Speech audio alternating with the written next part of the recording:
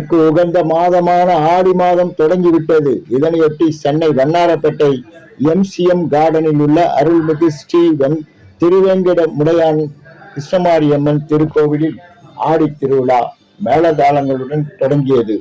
பாலாபிஷேகம், இளநீர் அபிஷேகம், மஞ்சள் அபிஷேகம் என்று அம்மனுக்கு அபிஷேகங்கள் செய்யப்பட்டு அலங்கார காட்சியை பக்தர்கள் கண்டு பரவசமடைந்தனர். இத்திருக்கோவிலின் சிறப்பம்சம் அம்மன் ஆலயத்தின் அர்ச்சகர் ரவியம்மா ஆவார். ஆணாக இருந்து திருநங்கையான ரசிகா பெயர் மாற்றிக்கொண்டார். இப்பொழுது ரவியம்மா என்ற பெயரை ரசிகா என்று மாற்றிக்கொண்டார்.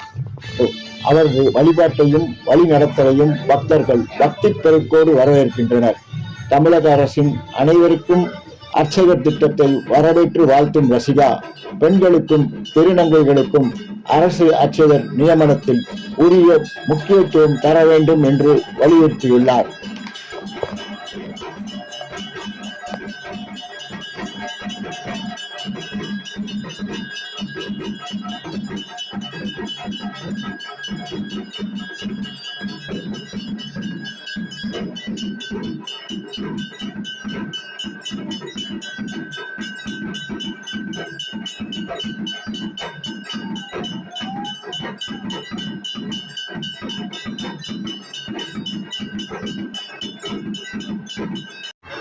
வணக்கம்.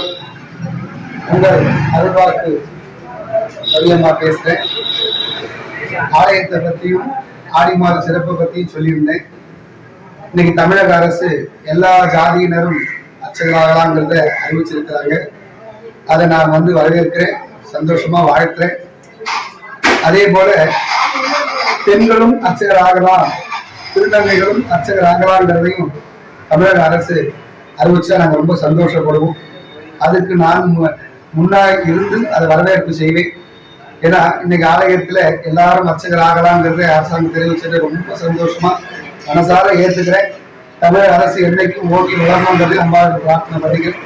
அதே போல பெண்களுக்கும் முக்கியத்துவம் கொடுக்கணும், திருநங்கைகளுக்கும் முக்கியத்துவம் கொடுக்கணும், ஆன்மீகத்துல அவங்களுக்கும் ஒரு பேர் இருக்கணுங்கிறத நான் அன்புடன் தெரிவிச்சுக்கிறேன்.